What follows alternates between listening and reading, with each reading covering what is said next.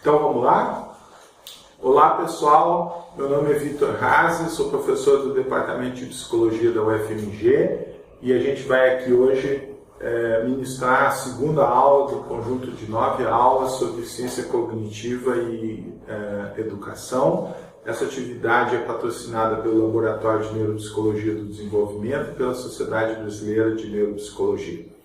O nosso assunto de hoje é pedagogia evolucionista, ou seja, a importância de considerar aspectos da evolução da mente humana no contexto da educação. Tá? Então, brevemente, a teoria da seleção natural do Darwin foi desenvolvida a partir de 3 observações empíricas. A primeira delas é a variação fenotípica, a segunda, a aptidão diferencial, e a terceira é a herança da aptidão.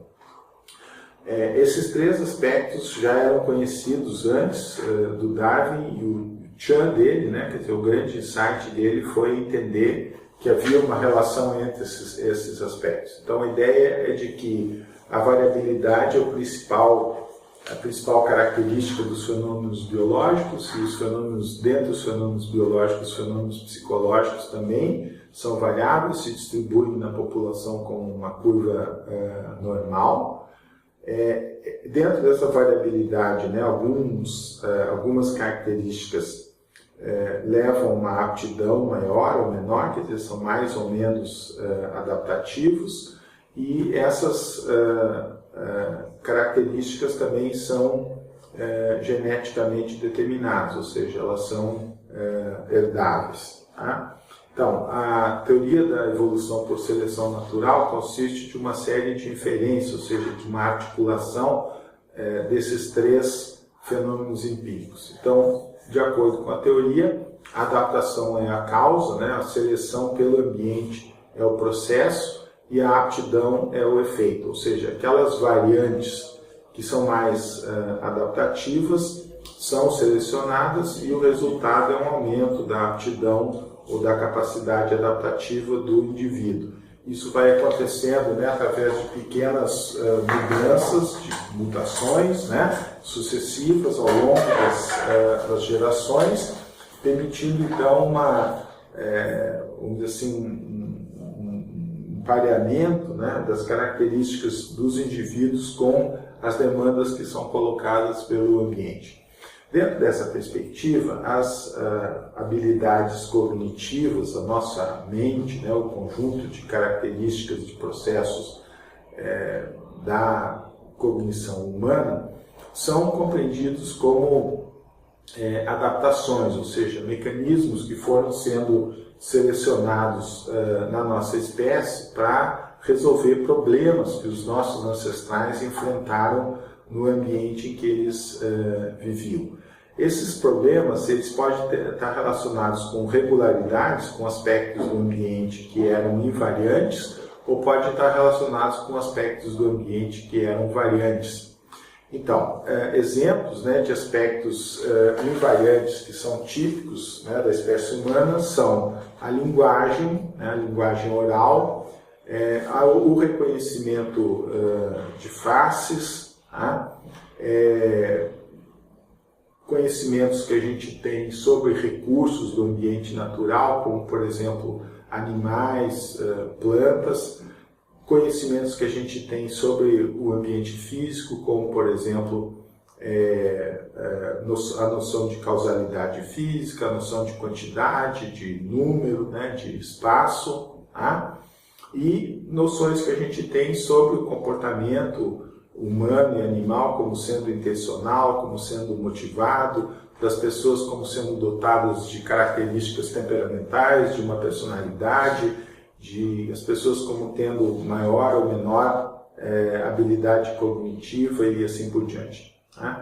Então esses aspectos que são mais, que derivam de regularidades, de problemas que eram recorrentes no ambiente que a espécie evoluiu de uma geração para outra, levaram ao surgimento de uma série de módulos cognitivos, que também são chamados de heurísticas, ou seja, estratégias rápidas e simples de resolução de problemas, desses problemas que eram mais recorrentes, e que pode levar algum tempo, né, para que o indivíduo adquira perícia nessas estratégias, mas uma vez que ele adquiriu, né, um certo nível de desempenho, ele consegue fazer isso de maneira automática, quase que sem pensar, liberando recursos para outros tipos de atividades. Então, o exemplo mais típico disso é a linguagem oral. Não há necessidade de uma pedagogia para ensinar a criança a falar, basta que a criança conviva com uma comunidade de falantes para que ela adquira a linguagem oral.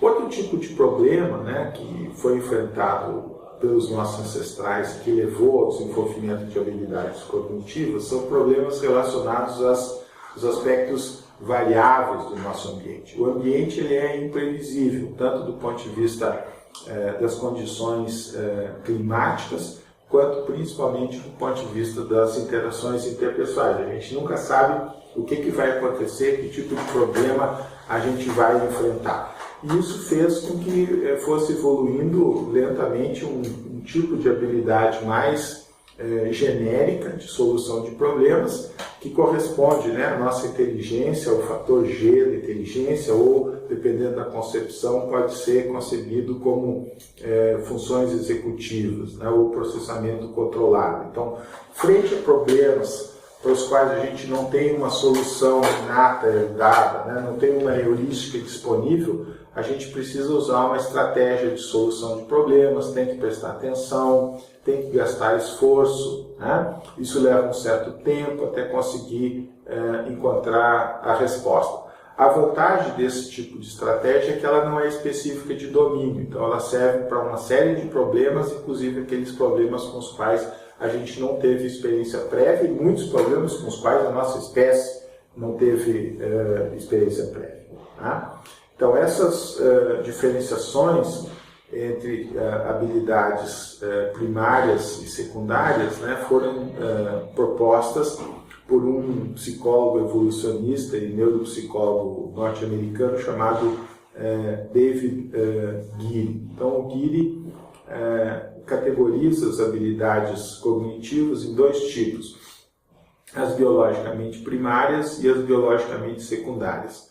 As biologicamente primárias correspondem aos chamados domínios do folk knowledge, ou da psicologia intuitiva, que dizem respeito ao self, ao funcionamento de grupos, ao conhecimento dos recursos naturais, animais, plantas, à causalidade física, ao senso numérico, né, às operações básicas de contagem, à linguagem oral, ao reconhecimento dos conespecíficos, principalmente através do reconhecimento de faces, à leitura, teoria da mente, né, leitura das intenções e dos sentimentos das outras pessoas e assim por diante. Tudo isso funciona de uma maneira relativamente automática, existe uma motivação intrínseca para que os indivíduos adquiram perícia nessas habilidades, e a aquisição da perícia nesse tipo de habilidade ocorre num contexto relativamente informal, através da imitação e da cooperação. As habilidades biologicamente secundárias são um pouco mais complexas e se referem principalmente aos artefatos culturais, tais como a leitura, a escrita, aspectos mais formais da matemática, como a tabuada, como os algoritmos de cálculo e assim por diante. Para que o indivíduo adquira perícia nessas habilidades, há necessidade de uma instrução explícita. Por exemplo, a questão da tabuada. Algumas crianças conseguem aprender a tabuada sem decorar, simplesmente repetindo as operações, né? À medida que a criança vai repetindo aquelas operações com uma certa frequência, ela vai conseguindo memorizar aquilo. Mas a maioria dos indivíduos tem que passar por um processo de instrução, de memorização explícita, ou seja, de decoreba, para aprender a tabuada. Se você não sabe a tabuada, você não vai adiante na matemática, não tem como você automatizar a implementação de um algoritmo de cálculo sem conhecer os fatos aritméticos. Um outro aspecto dessas habilidades biologicamente secundárias é de que a motivação é muito dependente do autocontrole, muito dependente da autorregulação. Não existe uma motivação intrínseca para o desempenho escolar. A motivação para o desempenho escolar ela tem que ser aprendida, ela tem que ser adquirida, principalmente em função do sucesso que a criança tem nas experiências prévias de aprendizagem. Então, eu considero que essa diferenciação entre habilidades biologicamente primárias e biologicamente secundárias, ela é fundamental e deveria ser considerada no processo educacional. Em grande parte, né, o nosso problema hoje é que a evolução cultural ela é muito mais rápida que a evolução biológica e foi se acumulando ao longo dos séculos, né, principalmente a partir do surgimento da imprensa, uma massa de informações que põe um nível, uma demanda por desempenho cognitivo cada vez maior para as pessoas. Esse desempenho cognitivo exige instrução formal nesse domínio das habilidades biologicamente secundárias. O paradoxo é que o construtivismo é bom só para as crianças aprenderem as habilidades biologicamente primárias, ou seja, aquilo que elas aprenderiam por conta própria. Então, uma filosofia pedagógica que incentiva a instrução num contexto mais informal, num contexto menos estruturado, com um grau mínimo de instrução, enfatizando o papel da atividade da criança sobre os materiais e da atividade das crianças cooperando entre si, ele é muito bom para aprender aquilo que as crianças iam aprender de qualquer maneira. Tá? Mas para aprender coisas que são mais complexas, para as quais a gente não tem uma disposição inata para aprender, como, por exemplo, a leitura, a escrita, aspectos formais da matemática, que são cansativos, que custam esforço, que exigem uma energia e um autocontrole grande, então não tem como você conseguir isso a partir dessa filosofia. Tá? Essa diferenciação entre habilidades biologicamente primárias e biologicamente secundárias é ilustrada aqui no caso da matemática, né? Então a gente tem aspectos da matemática que são aprendidos espontaneamente pelas crianças, como por exemplo a estimação de quantidades, o cálculo aproximativo, a contagem e os princípios aritméticos.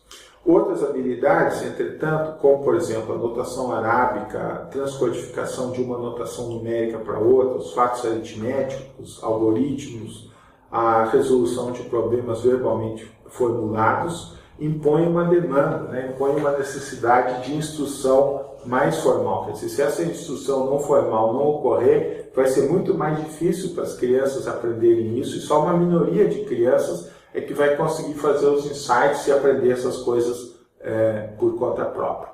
Então, o que as crianças aprendem por conta própria? Nesse diagrama aqui, o Guille, né, ilustra diversos domínios do processamento de informação. Então, um domínio é a informação social e outro a informação ecológica. A informação social diz respeito à psicologia intuitiva ou folk psychology, que tem a ver com as noções, né, do self, do indivíduo, dos processos grupais.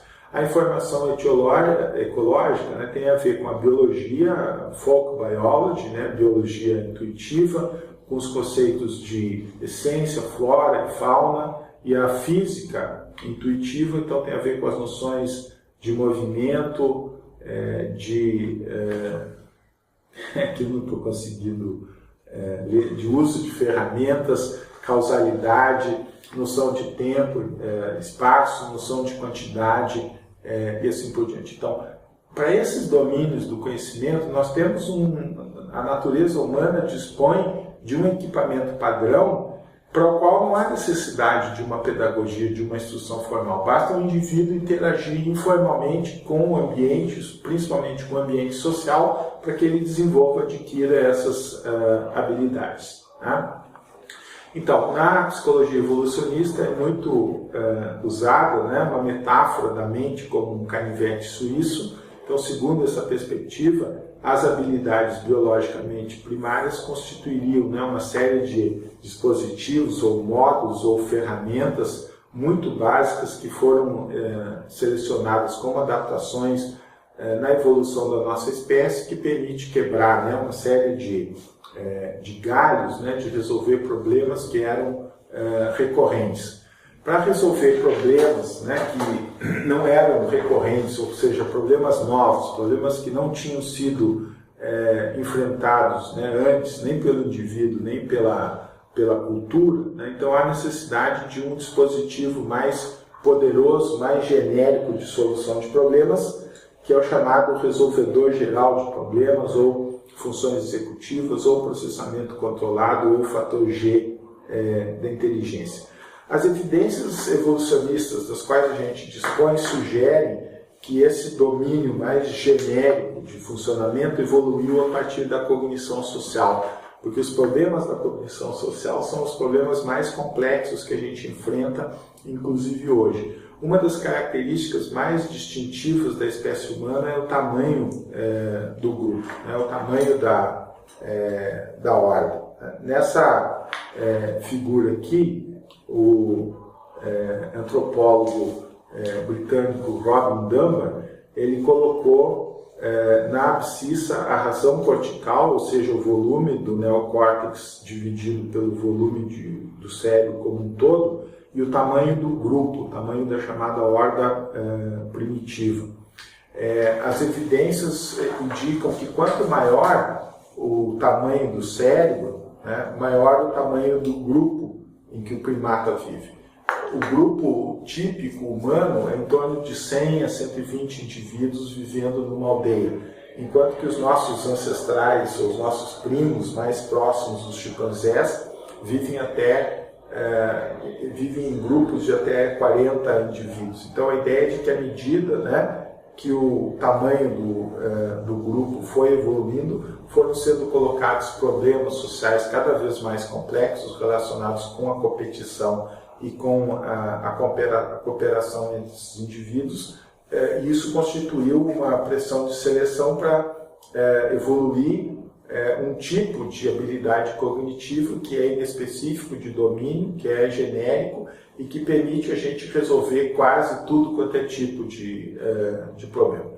Uma outra maneira de entender isso é a chamada metáfora da catedral, que foi proposta por um antropólogo também britânico chamado Stephen Mitten. E a ideia é assim, nas catedrais antigas tinha uma nave principal e uma série de naves laterais, secundárias, onde ficavam os santos, da devoção de cada uma das pessoas, assim por diante.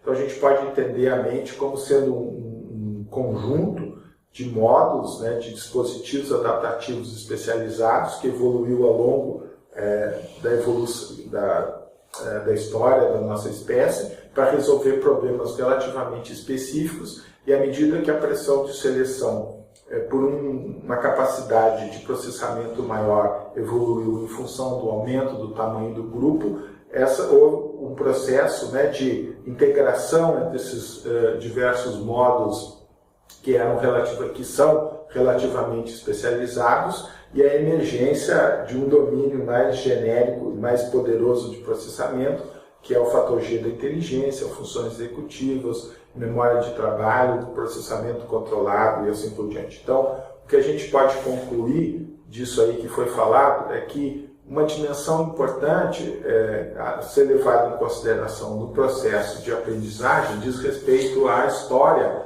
evolutiva da nossa espécie. Nós temos habilidades cognitivas para as quais a gente tem predisposições inatas para aprender num contexto informal, ou seja, da maneira como o construtivismo prevê que deve acontecer a aprendizagem. Em outros domínios, né, a coisa é bem mais complicada.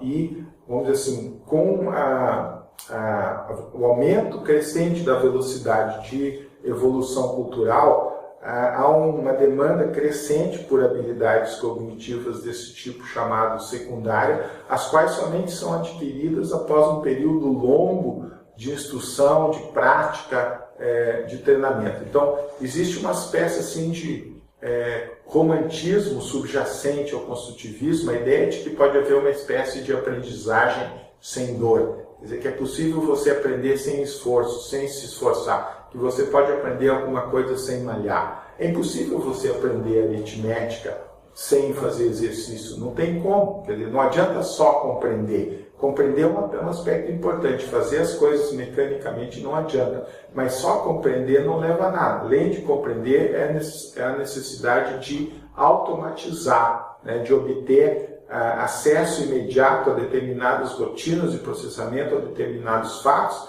para que você possa liberar recursos e dedicar recursos cognitivos para tarefas cada vez mais complexas que a gente vai tendo que enfrentar. Então, de uma maneira simplificada, talvez até mesmo grosseira, a gente pode concluir repetindo que o construtivismo é bom para que as crianças aprendam aquilo que elas aprenderiam de qualquer maneira.